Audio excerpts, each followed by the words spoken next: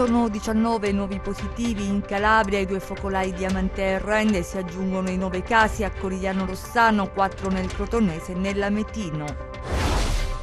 Preoccupa la situazione nella frazione di Messignadi a Roppido Mamertina, si teme la zona rossa, ma il sindaco tranquillizza, non c'è questo rischio.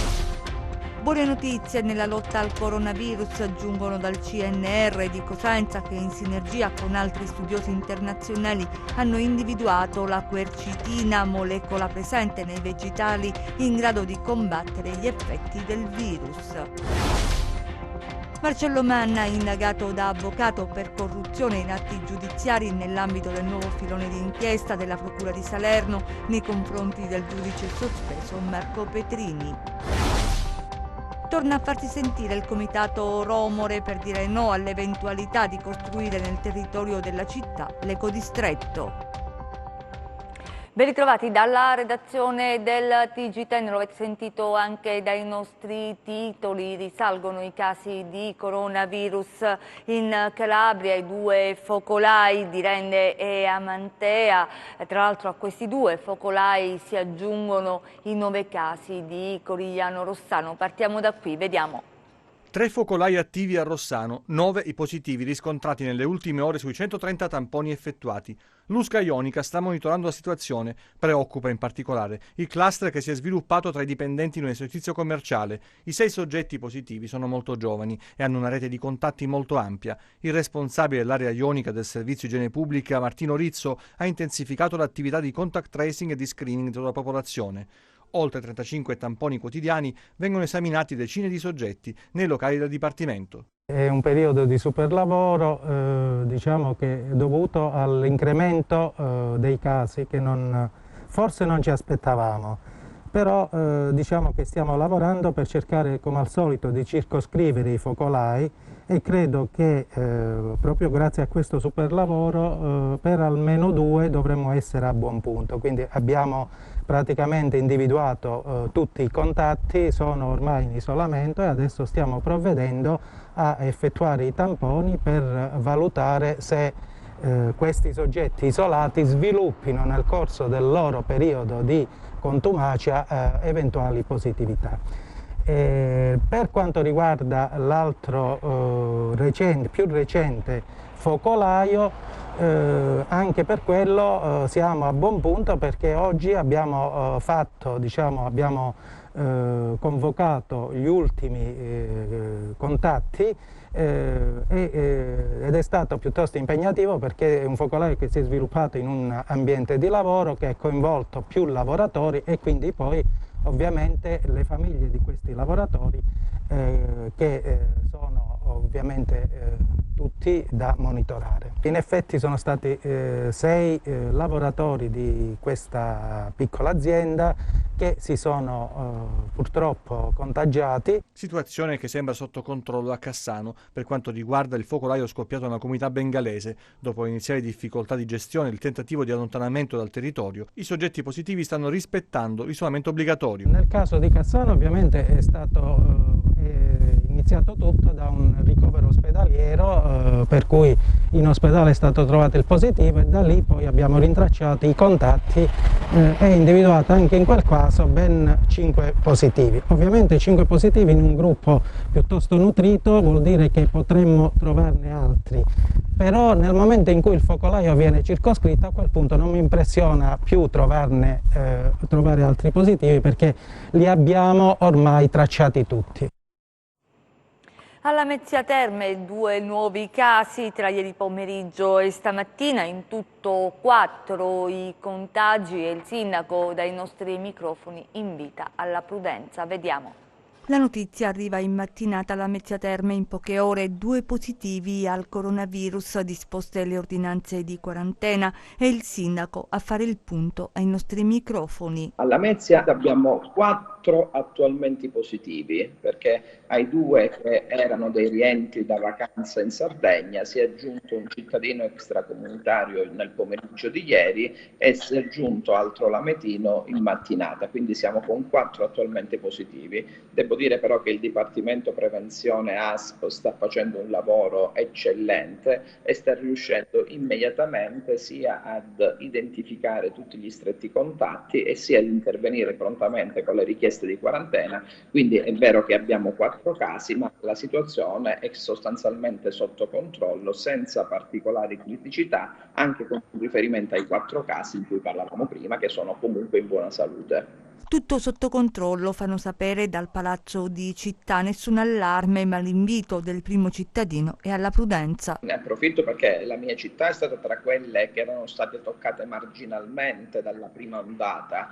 quindi probabilmente avevamo tutti un po' fatto calare l'attenzione. Invece dico, anche alla luce dei 4 casi che si sono verificati in questi 7-10 giorni, il virus ancora non è sconfitto, per fortuna si sta manifestando da noi in forma lieve, sono solo 4 isolamenti domiciliari, ma ciò non significa che dobbiamo tenere la guardia abbassata, ma dobbiamo rispettare tutte le precauzioni, quindi adozione con mascherine, distanziamento sociale e tutto ciò che è prescritto. Pertanto da questo punto di vista lancio ancora un appello alla comunità lametina che così bene si è comportato durante il primo periodo, deve continuare comunque a manifestare quel grande senso di responsabilità che sinora ha avuto.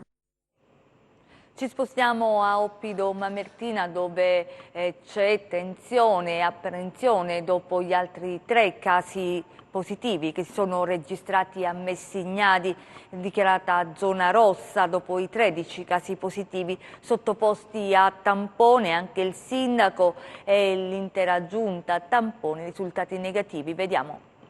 Prosegue lo screening sugli abitanti della frazione Messignadi di Oppido Mamertina, ma qual è al momento la situazione? Al momento a Oppido Mamertina abbiamo i 13 casi già noti, quelli dall'inizio, che hanno determinato la costituzione, diciamo, della zona rossa, e poi oltre a questi abbiamo avuto altri 3 casi, di cui uno appartenente allo stesso nucleo familiare. Altri 2 invece sono casi, diciamo, diversi, sempre riguardante la frazione Messignadi. Sono stati effettuati tamponi persone che sono state a contatto con i positivi e fortunatamente sono risultati tutti negativi. Anche il sindaco e la giunta sono stati sottoposti a tamponi dopo che un assessore è risultata positiva. Noi ci siamo posti, tutta la giunta, il Presidente del Consiglio, insomma, quanti a contatto con lei, ci siamo posti in quarantena, in isolamento dei volontari e abbiamo richiesto il tampone. Ieri abbiamo ricevuto il risultato e siamo tutti negativi. Negativi anche i tamponi effettuati sui dipendenti comunali. Certo, c'è apprensione ad Oppido Mamertina, ma al momento la situazione è sotto controllo. Non possiamo dire che la situazione è tranquilla, però devo dare, diciamo, un merito, riconoscere la disciplina anche che stanno adottando, diciamo, gli abitanti di Messignadi. Sono stati veramente molto tranquilli, diciamo, la situazione è limitata in quella frazione e al momento non abbiamo altri casi. In pochi giorni nella sola frazione di Messignadi sono stati effettuati oltre 1094 tamponi, ma adesso c'è il rischio che l'intero territorio di Oppido Mamertina possa diventare zona rossa? No, i dati oggi che abbiamo no, assolutamente no, anche perché, ripeto, abbiamo fatto un centinaio, forse più, di tamponi anche su Oppido e sono risultati tutti negativi. E dicevamo dei focolai di Rende e Amantea, ma facciamo il punto in questo servizio curato da Anna Franchino. Al momento ciò che preoccupa i sanitari destinati alla gestione dell'emergenza Covid sono i 2 focolai, entrambi nel Cosentino, Rende ed Amantea, qui dove insistono 2 centri di accoglienza e dove il virus si è infilato facendo salire il numero dei contagiati, 16 a Rende, 25 nella città tirrenica. Ecco, in questi 2 palazzoni convivono i cosiddetti asintomatici e coloro i quali non si sono infettati. ma che però non possono spostarsi dal luogo dove risiedono. La prefettura di Cosenza, per evitare che il numero dei contagiati cresca vertiginosamente, ha predisposto un piano di comune accordo con il centro di prevenzione dell'ASP di Cosenza per isolare i positivi dagli altri ospiti, individuando per questi ultimi una struttura che possa accoglierli. Sul tavolo del prefetto ci sono al momento diverse soluzioni, atteso che nel territorio non sono poche le strutture in grado di accoglierli. L'operazione non è semplicissima, tanto è vero che è stato dato un mandato all'esercito di procedere. È presumibile quindi che già nelle prossime ore verranno espediti tutti i procedimenti che il caso richiede, operando in sicurezza il trasferimento. A questo bisogna aggiungere che i cittadini di Amantea hanno chiesto alle autorità di procedere alla bonifica della zona nella quale ha sede la struttura che ospita i migranti. Intanto, per quanto riguarda i contagi, sono saliti a 9 i positivi nell'area di Corigliano Rossano e 4 in provincia di Crotone, rispettivamente 2 a Alcara e 2 a Strongoli.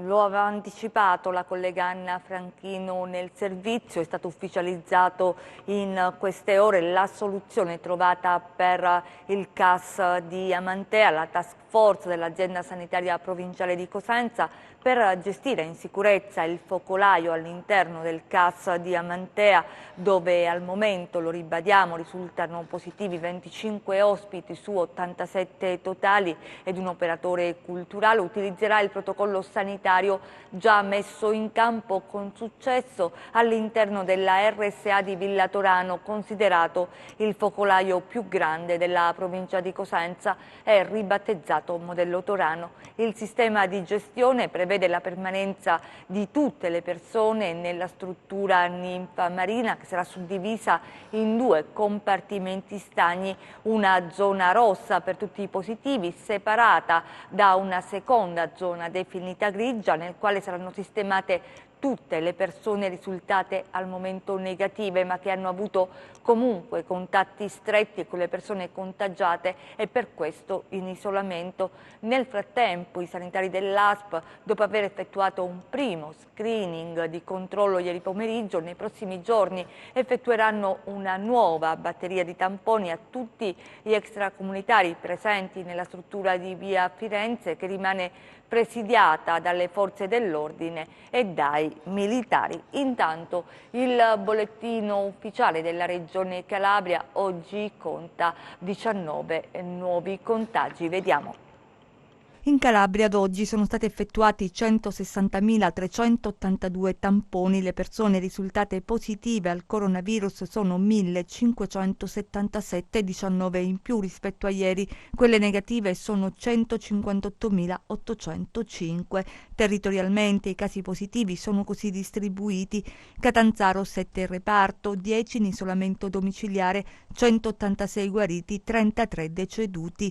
Cosenza 8 in reparto, 1 in rianimazione, 51 in isolamento domiciliare, 451 guariti, 34 deceduti. Reggio Calabria 3 in reparto, 83 in isolamento domiciliare, 290 guariti, 19 deceduti.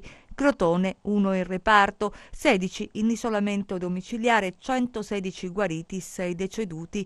Vibo Valentia 6 in isolamento domiciliare, 84 guariti, 5 deceduti. Dall'ultima rilevazione, le persone che si sono registrate sul portale della Regione Calabria per comunicare la loro presenza sul territorio regionale sono in totale 4.113. Identificata una molecola di origine naturale capace di bloccare in maniera specifica il virus SARS-CoV-2. Si chiama quercitina ed è contenuta in vegetali comuni come capperi, cipolla rossa e radicchio ed è in grado di destabilizzare una delle proteine fondamentali per la replicazione del virus. Lo dimostrano test in vitro e simulazioni al computer. Gianluca Pasqua ha intervistato il dottor Bruno Rizzuti, che fa parte del team di ricerca italo-spagnolo. Vediamo. Forse non sarà la quercetina a sconfiggere il coronavirus, ma visti i risultati raggiunti dallo studio condotto dall'Istituto di Nanotecnologia del Consiglio Nazionale delle Ricerche di Cosenza con un gruppo di ricercatori di Saragozza e Madrid, vale la pena insistere nella sperimentazione. Il nostro studio ci indica che c'è un'azione ben precisa e diretta su una proteina fondamentale per la replicazione virale del coronavirus. La quercetina è da tanti utilizzata come una molecola nutraceutica, si dice, cioè una molecola che aumenta il nostro benessere. In questo caso noi non siamo partiti dalla quercetina pensando che fosse buona, semplicemente abbiamo provato alla cieca centinaia di composti e alla fine questo è il risultato il più adatto a inibire la proteina. Si è andato a infilare, questo si dimostra con le mie simulazioni, esattamente nel sito attivo della proteasi del coronavirus, quella principale che è una proteina fondamentale per la replicazione virale. La pubblicazione dei risultati su una rivista scientifica internazionale ha attirato l'attenzione dei media, che naturalmente sono molto sensibili agli argomenti correlati al Covid-19. Il fatto che una sostanza naturale contenuta in alimenti come capperi, cipolle, radicchio e miele interferisca con la proteina che serve al virus per replicarsi ha creato inevitabilmente curiosità e aspettative. Questa è una molecola che si presta parecchio a essere sviluppata. Ricordiamo che non è stata progettata né da noi né dalla natura per combattere specificatamente il coronavirus e per tutta una serie di motivi legati alla sua struttura molecolare noi riteniamo che ci siano ampi spazi per migliorarla, per ottimizzarla e per farla diventare un farmaco. Non manca chi ha commentato negativamente le notizie emerse in queste ore, contestando la validità della ricerca, in particolare sulle qualità della sostanza di essere assorbita dall'organismo. Il dottor Rizzuti non si scompone, questo è solo un punto di partenza. La quercetina è stata proposta da tutti per così tante cose che è poco credibile che lo sia. Noi non la proponiamo perché è una molecola che ci piace particolarmente, noi l'abbiamo trovata come molecola attiva su una specifica proteina che è noto essere fondamentale per la replicazione virale. Per quanto concerne la cronaca, quindi cambiamo argomento, il sindaco di Rende, Marcello Manna, indagato in qualità di avvocato per corruzione in atti giudiziari nell'ambito del nuovo filone di inchiesta della Procura di Salerno nei confronti del giudice sospeso Petrini. Vediamo. Avrebbe pagato l'ex giudice della Corte d'Appello di Catanzaro Marco Petrini per aggiustare una sentenza nei guai. Il sindaco di Rende, Marcello Manna, che nella sua qualità di avvocato è indagato insieme all'avvocato Luigi Gullo e a Francesco Patitucci, pregiudicato per corruzione in atti giudiziari con l'aggravante mafiosa. Secondo l'accusa della Procura di Salerno, in 3 occasioni, il 30 maggio 2019, nell'ottobre 2019 e il 4 dicembre 2019 Petrini avrebbe ricevuto rispettivamente 2.500 euro dall'avvocato Manna, 5.000 euro dall'avvocato Gullo d'intesa con Marcello Manna e infine altri 5.000 euro da Gullo d'intesa sempre con Manna. Per l'accusa i pagamenti dovevano servire per l'assoluzione di Patitucci dall'accusa dell'omicidio di Luca Bruni, esponente dell'omonima Cosca di Cosenza, assassinato a gennaio 2012. Patitucci in primo grado era stato condannato a 30 anni, ma in appello era stato assolto il 4 dicembre 2019 dalla Corte presieduta da Petrini. Petrini e Manna sono inoltre accusati di corruzione in atti giudiziari poiché Petrini, secondo l'accusa, dietro l'accettazione di 2.500 euro avrebbe annullato il decreto di sequestro con conseguente revoca della confisca nei confronti di Antonio Ioele. La Procura di Salerno ha chiesto l'incidente probatorio nei confronti degli indagati. Oggetto dell'incidente probatorio saranno alcuni verbali di Petrini di gennaio, febbraio e aprile, 2 intercettazioni audio-video del 30 maggio 2019 effettuati negli uffici di Petrini, della Corte d'Appello e della Commissione Tributaria Provinciale di Catanzaro, una terza intercettazione video nel dicembre 2019 registrata negli uffici di Petrini dalla Corte d'Appello. Tra gli atti sottoposti a incidente probatorio c'è anche il verbale di perquisizione e sequestro del 15 gennaio 2020 operate nei confronti del giudice relativo alla somma di denaro in contanti, anche il verbale di spontanea presentazione di Marcello Manna del 10 giugno 2020 farà parte dell'incidente probatorio. Torna a farsi sentire il comitato Romore che dice no alla paventata ipotesi di realizzare a Rende un ecodistretto. Vediamo. L'associazione Romore dice no alla realizzazione dell'ecodistretto a Rende. Ancora una volta la storica associazione, da sempre attenta alle problematiche legate all'ambiente, scende in campo definendo folle la scelta, che tuttavia ancora non è stata confermata, della sede del nuovo ecodistretto in città. In un documento approvato dall'associazione si sottolinea che già adesso l'aria è ammorbata dagli odori nauseabondi e dalle polveri sottili provenienti dalla zona industriale, una situazione che sta rendendo la vita impossibile a migliaia di cittadini. Gli ambientalisti ricordano che nel raggio di 2 chilometri a quest'area vivono, lavorano e studiano oltre 30.000 persone. Ci sono scuole, i poliambulatori dell'ASP e dall'ex Legnochimica arrivano miasmi insopportabili che costringono i cittadini a sigillare le finestre nonostante il caldo afoso. Un ecodistretto aggraverebbe ancora di più la situazione. Il comitato sferra un duro attacco al sindaco Manna e all'amministrazione comunale. Il sindaco, scrivono nel documento, fa finta di niente. L'impatto ambientale di un ecodistretto non è prossimo allo zero, aggiungono gli ambientalisti, altrimenti come si spiega la norma regionale sui rifiuti che prevede di ubicare questi impianti ad almeno 2 chilometri di distanza dai centri abitati, chiedono. Il comitato Romore teme che dopo l'ecodistretto si potrebbe iniziare a parlare anche di un eventuale inceneritore, progetto questo da anni avversato dal comitato. Alleggeriamo il tono, ci spostiamo a Casali del Manco, siamo in provincia di Cosenza dove è tutto pronto per il 4º Festival della Lettura. L'inizio è previsto per domani, ne abbiamo parlato con Stefania Martucci, vicepresidente dell'associazione Uniter Presila. Vediamo. Stefania Martucci, vicepresidente di Uniter Presila, tutto pronto per il 4º Festival della Lettura a Casali del Manco. Si inizia domani, allora come si articoleranno queste serate? Sì, come appunto hai detto già tu, siamo alla 4ª edizione, quindi è un festival che cresce anno dopo anno. Quest'anno ci siamo trovati in questa situazione molto delicata, però non abbiamo voluto mancare l'occasione di portarla avanti lo stesso con tanti sacrifici, però ci siamo.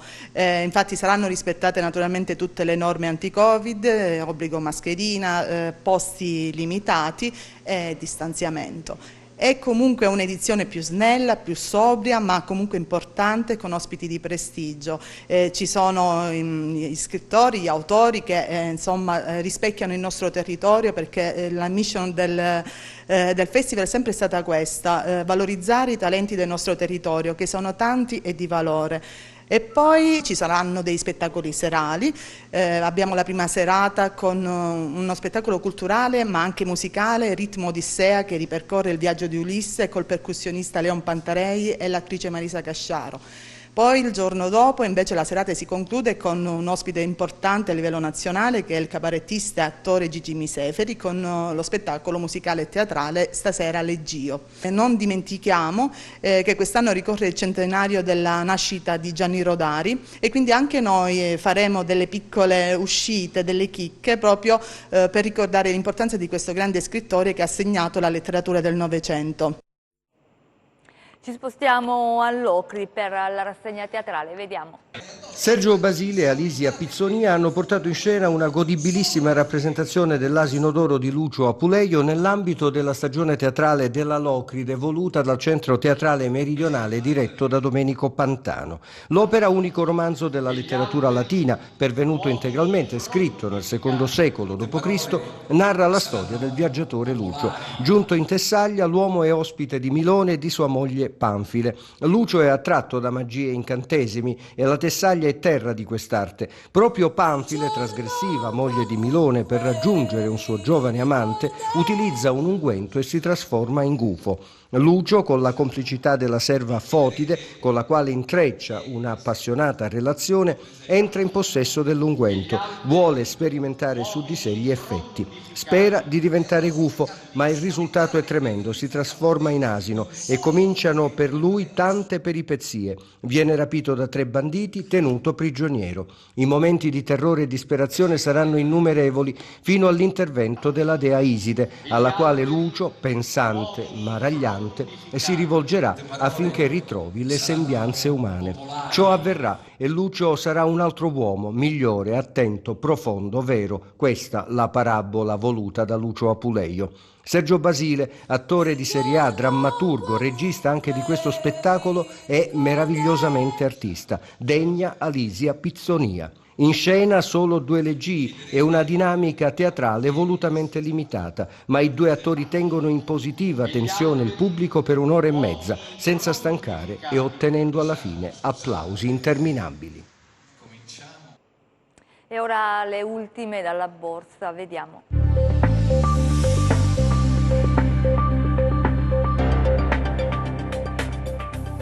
Altra seduta negativa per gli eurolistini, appesantiti nuovamente dalle vendite a Wall Street. Il Job Report americano di agosto ha evidenziato in un farm payrolls in aumento di 1,37 milioni di unità, in linea con le attese, seppure inferiori al mese precedente, 1,73 milioni. Meglio delle aspettative il tasso di disoccupazione, sceso sotto la soglia del 10% per la prima volta da marzo e attestatosi all'8,4%. Tuttavia, nonostante cauti segnali di ripresa dell'economia, gli operatori si interrogano sulle valutazioni spropositate dell'azionario, mentre continuano a monitorare la diffusione della pandemia e i progressi sul fronte del vaccino.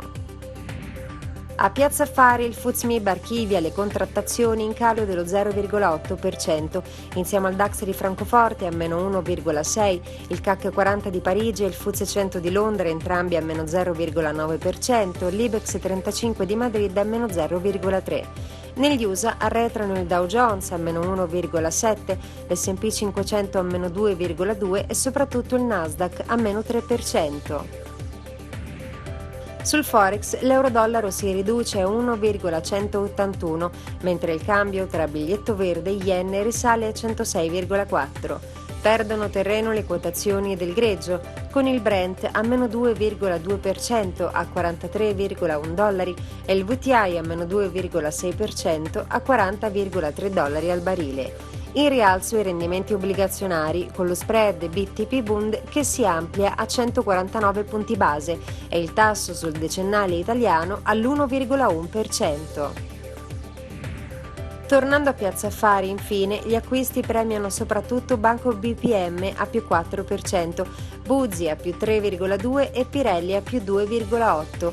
In calo invece Exor a meno 4,1% dopo i risultati, Era a meno 3,5% e Atlantia a meno 3,3%. Grazie e buon proseguimento di serata. Chiudiamo con le previsioni del tempo.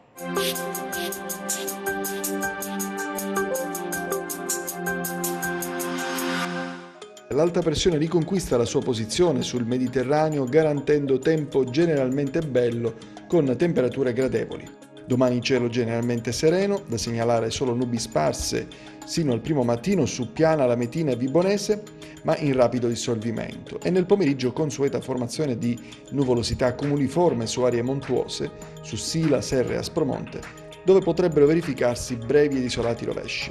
Temperature stazionarie. Passiamo a mari e venti. Domani, dopo una notte in cui soffieranno da nord-ovest moderati, i venti sullo Ionio durante la giornata si calmeranno divenendo deboli al regime di brezza. Il relativo mare quindi vedrà gradualmente diminuire il suo moto ondoso diventando dal pomeriggio poco mosso ovunque. Il Mar Tirreno invece permarrà poco mosso per l'intera giornata sotto venti deboli al regime di brezza.